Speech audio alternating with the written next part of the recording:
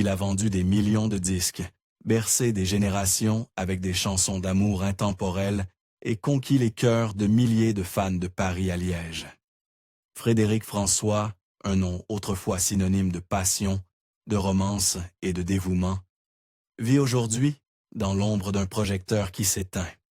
Sa voix reste chaleureuse, mais le temps a apporté avec lui un silence que peu avaient anticipé.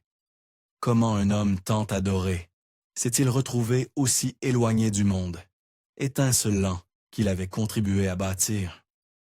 Pourquoi, après des décennies de fidélité de la part de ses fans et d'un amour inébranlable à la maison, un sentiment de mélancolie semble-t-il désormais teinter les derniers chapitres de sa vie?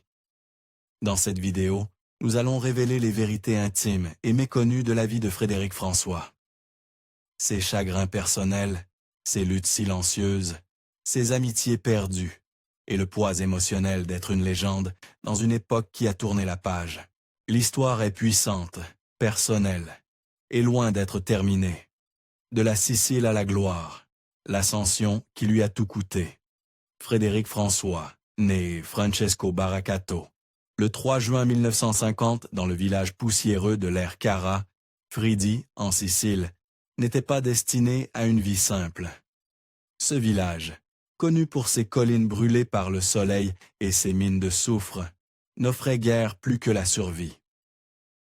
Son père, Peppino Baracato, faisait partie des nombreux hommes qui descendaient à chaque jour dans l'obscurité étouffante des mines, tandis que sa mère, Nina Salemi, gagnait sa vie en tant que couturière. La vie était modeste, mais elle était pleine de musique.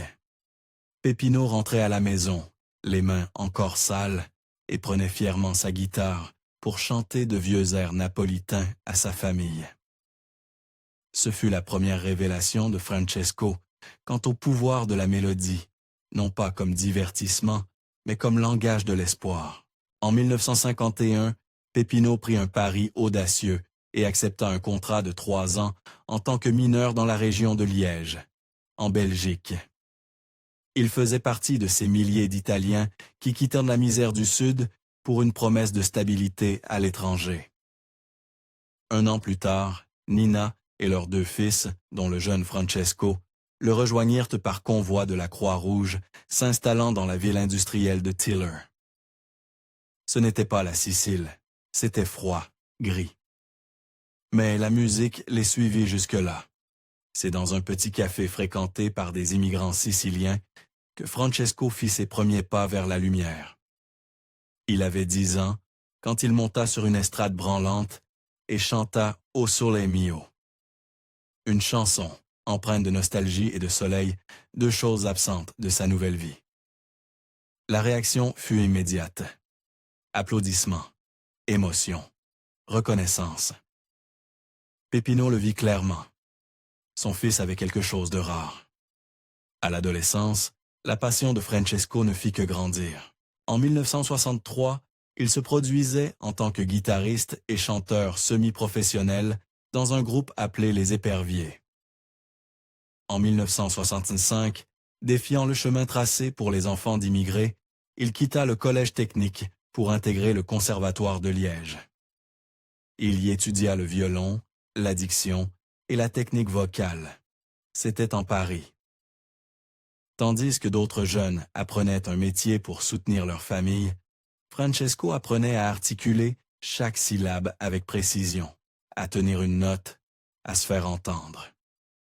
Il passa d'un groupe à l'autre, rejoignant finalement les Tigres Sauvages en 1966. Cette même année, il remporta le micro-sillon d'argent au Festival de Châtelet, ce qui lui valut sa première session studio. Le 45 tours qui en résulta, enregistré sous le pseudonyme de François Barra, ne fut pas un succès commercial, mais Peppino acheta les 500 exemplaires et les distribua dans les jukebox et les cafés. Ce geste, à moitié croyance, à moitié stratégie, fut le premier élan d'un long parcours semé d'embûches.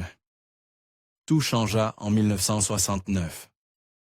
Francesco rencontra le producteur Constant de Fourny, qui vit en lui non seulement une belle voix, mais aussi une sincérité rare. Il signa avec Barclay Belgique, et, plus importante encore, adopta une nouvelle identité. Frédéric François. Ce n'était pas juste un nom de scène, c'était une renaissance. Le nom rendait hommage au romantisme de Frédéric Chopin, mais adoucissait aussi ses racines italiennes, dans une époque où les origines immigrées portaient encore un certain stigmate dans le monde du spectacle francophone. Cette même année, le destin fera pas une autre fois. Il rencontra Monique Vercauteren, une jeune femme issue d'une famille de mineurs, tout comme lui. Elle ne fut pas éblouie par une célébrité encore inexistante. Ce qu'elle vit, c'était l'homme derrière les chansons, l'enfant de l'exil, l'artiste porteur d'un rêve. Ils se mariaient à l'année suivante, mais sa percée ne se fit pas du jour au lendemain. En France, les médias restaient sceptiques face à son style. Ses chansons étaient de jugées trop sentimentales, trop démodées, à une époque fascinée par le rock anglo-saxon. Mais Frédéric n'écrivait pas pour les critiques. Il chantait pour les gens, les ouvriers, les exilés, les rêveurs. Ses paroles trouvaient un écho dans les villes minières, les zones industrielles, les foyers où l'amour était à la fois fragile et sacré. En 1971, Je n'ai jamais aimé comme je t'aime se classa numéro 1 en Belgique pendant 13 semaines consécutives. Cela a permis une petite mais importante distribution dans le nord de la France, où certains traversèrent vers la frontière juste pour acheter ces disques. Et en 1972, quand Je voudrais dormir près de toi se vendit à 500 000 exemplaires, l'industrie musicale ne pouvait plus l'ignorer. Mais chaque succès eut son prix. Frédéric était presque constamment en tournée, se produisant soir après soir à travers l'Europe. Il manqua des anniversaires, des repas en famille, des spectacles scolaires. Monique éleva leurs enfants pendant qu'ils chantaient devant des milliers de fans. La pression était constante, les attentes écrasantes. Derrière chaque chanson d'amour, il y avait un homme tentant d'équilibrer deux mondes. L'adoration d'un public exigeant sa présence et une vie privée qui avait désespérément besoin de son amour. La célébrité l'avait trouvé, mais elle ne venait pas sans prix. Elle ne le fait jamais. Les années dorées et une famille marquée par la douleur.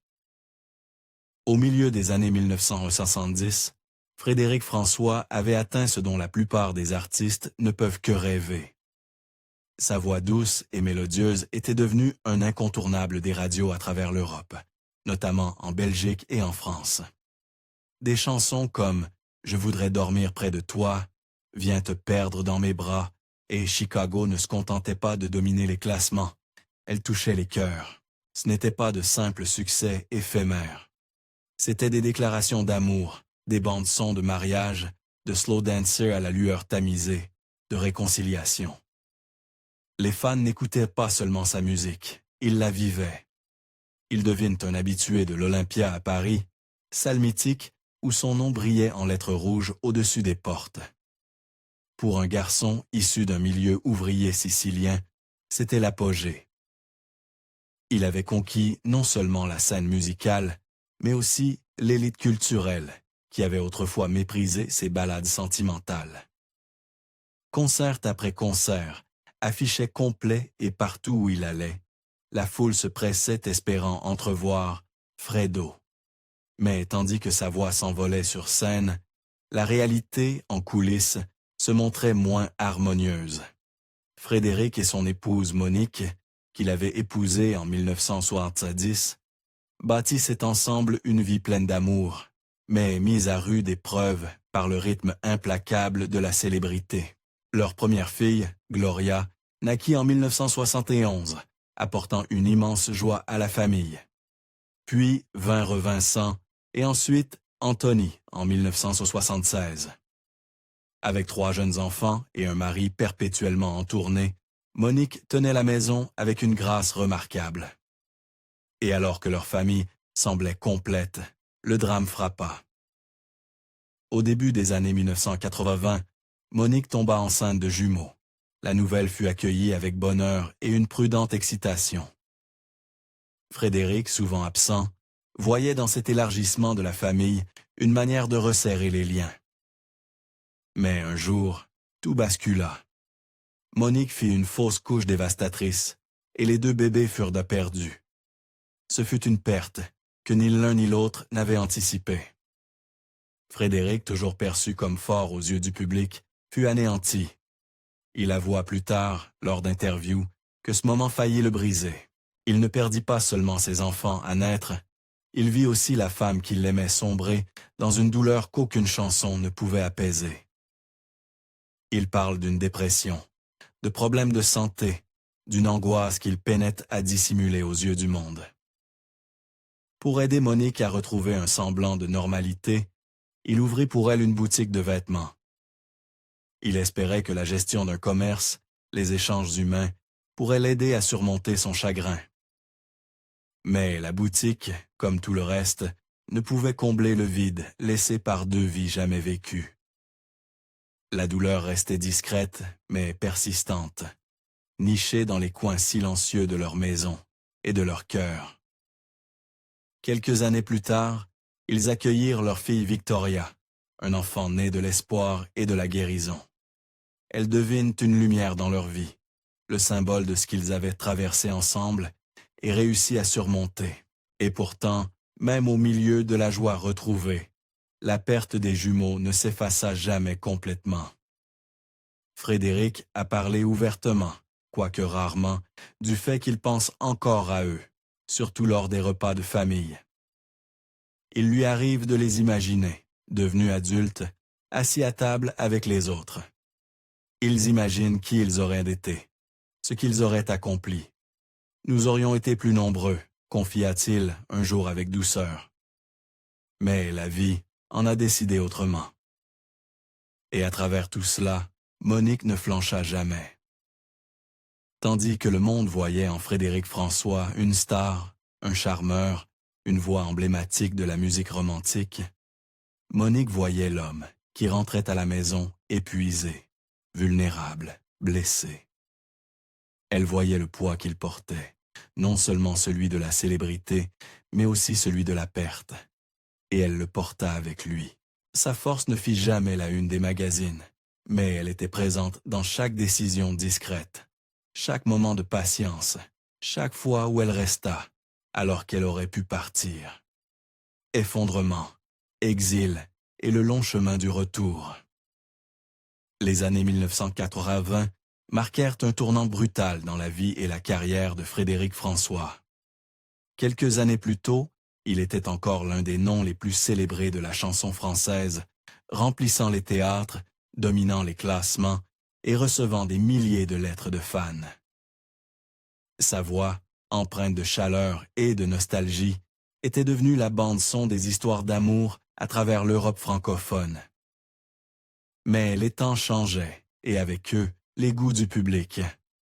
L'ère du disco arriva avec fracas, balayant tout sur son passage. Les ballades sentimentales cédèrent la place au rythme électronique, aux hymnes pour les pistes de danse, à une génération avide de nouveautés, de rapidité et de paillettes. Presque du jour au lendemain, Frédéric se retrouva du mauvais côté d'une révolution musicale. Les stations de radio qui autrefois soutenaient ses succès cessèrent de les diffuser. Les apparitions télévisées se firent rares, les concerts se firent plus espacés, les maisons de disques, toujours à l'affût de la prochaine tendance, ne le voyaient plus comme un investissement rentable. Ce rejet ne fut pas progressif, il fut brutal et humiliant. Un jour, il était encore Frédéric François, l'icône à la voix d'or. Le lendemain, il n'était plus qu'un souvenir. L'impact sur sa santé mentale fut dévastateur. Frédéric décrivit plus tard cette période comme marquée par la spasmophilie, une condition associée à des crises d'angoisse soudaines et des symptômes physiques intenses, manifestation d'un effondrement émotionnel. Il se sentait prisonnier de son propre corps, submergé par la peur et la perte d'identité. Son producteur de longue date, autrefois allié fidèle, le quitta sans explication. Dans des interviews, Frédéric raconta comment des inconnus l'interpellaient en disant Vous n'étiez pas chanteur autrefois. Une question plus douloureuse que n'importe quelle critique. Le poids émotionnel devint insupportable. Frédéric prit une décision que peu de figures publiques osent s'envisager au sommet ou à la chute de leur notoriété. Il disparut. Avec Monique, il quitta l'Europe en toute discrétion et s'installa aux États-Unis. Là-bas, loin du regard des médias et du fardeau des attentes, il tenta de se reconstruire. Il suivit une thérapie, s'éloigna des scènes et des micros et se reconnecta à une part de lui-même, enfouie sous des décennies de tournées et de performances. L'homme autrefois acclamé par des foules trouvait désormais refuge dans le silence. L'un des moments décisifs de cet exil survint lors d'un voyage introspectif en mer du Nord. Alors qu'il observait les vagues se briser sur la côte, Frédéric réalisa quelque chose. Il ne pouvait pas abandonner la musique.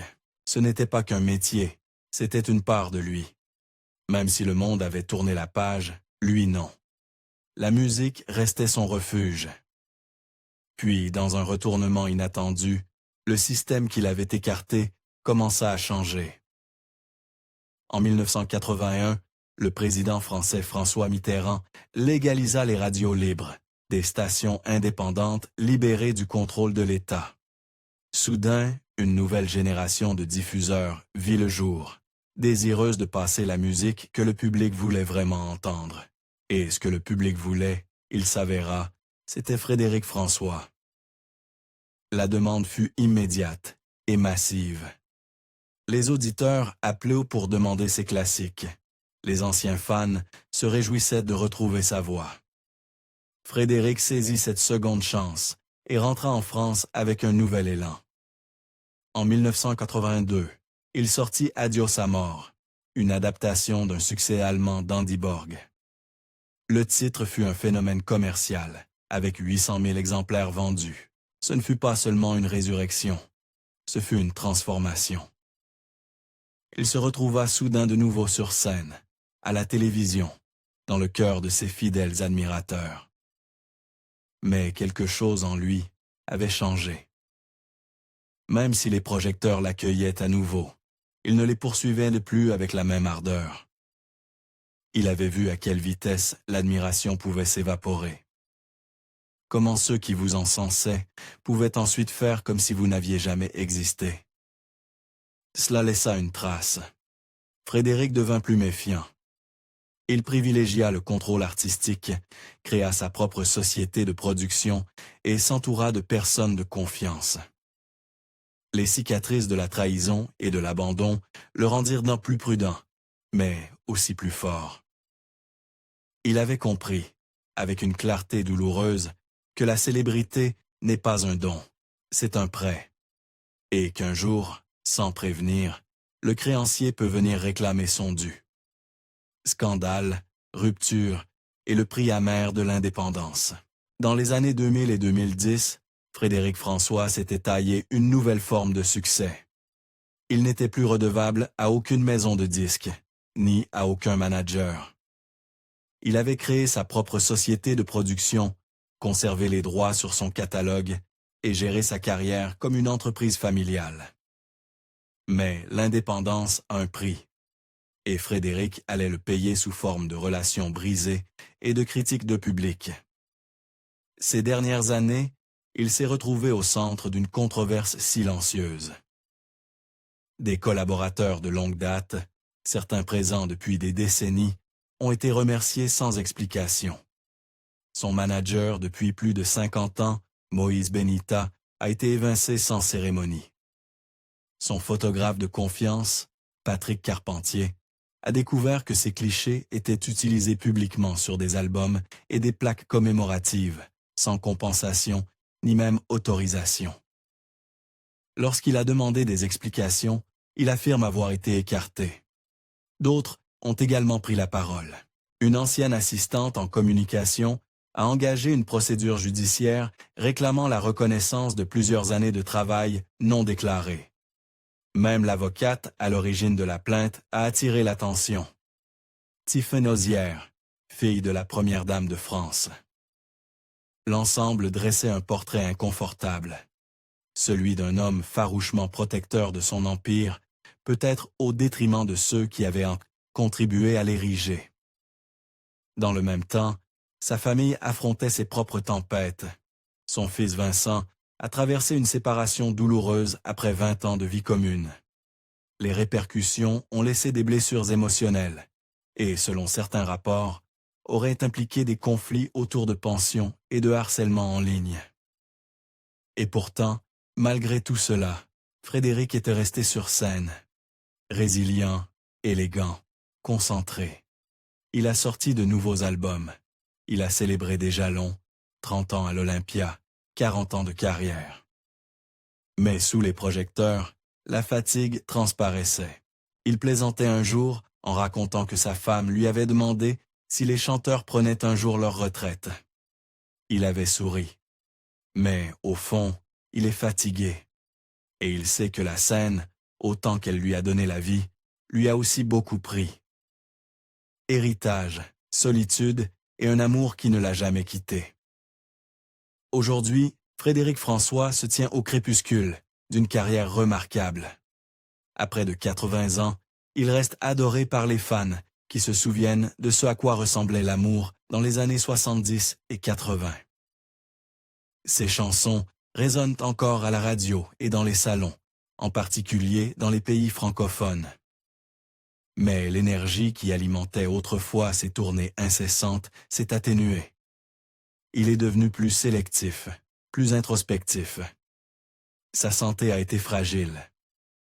Une réaction grave à un médicament en 2008 a failli le réduire au silence à jamais.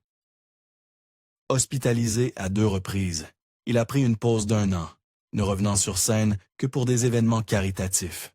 C'est à ce moment-là, en chantant « Something Stupid » avec sa fille Victoria, que le public a vu non pas seulement un artiste, mais un père, un homme s'accrochant à ce qui compte encore. Il se consacre désormais à la préservation des souvenirs. À travers des livres, des albums hommages et des entretiens, il réécrit son histoire, non pas avec grandeur, mais avec honnêteté. Il parle de sa mère avec respect, de son père avec admiration et de son épouse Monique, avec un amour profond et inébranlable. Elle, plus que tout, a été la constante. Il a souvent dit « c'est elle qui mérite les applaudissements ».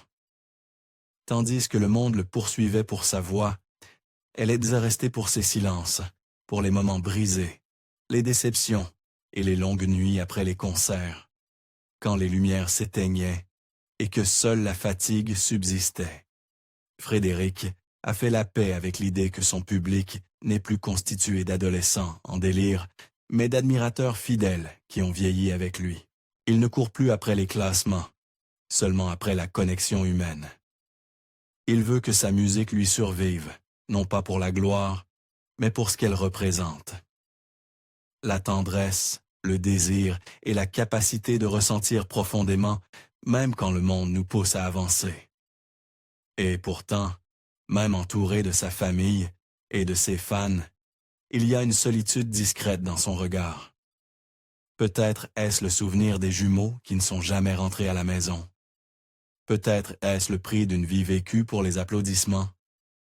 Quoi qu'il en soit, Frédéric François, celui qui chantait autrefois l'amour avec une certitude inébranlable, chante désormais avec quelque chose de plus fragile et peut-être de plus profond. La vérité. Frédéric François n'a pas seulement chanté l'amour. Il l'a vécu, combattu et enduré en silence lorsque la musique s'estue. Son histoire est faite de résilience, de chagrin et de triomphes discrets. À près de 80 ans, il n'est plus l'idole de l'Europe, mais quelque chose de plus rare. Un homme resté fidèle à sa voix, même quand le monde a cessé de l'écouter. Quelle chanson de Frédéric François vous rappelle un souvenir particulier? Ou peut-être y a-t-il un moment de son parcours qui vous a le plus surpris? Dites-le nous en commentaire. Et si cette histoire vous a touché, merci de liker la vidéo, de vous abonner à la chaîne et de la partager avec quelqu'un qui croit encore en l'amour éternel. À bientôt. Restez curieux et restez bienveillants.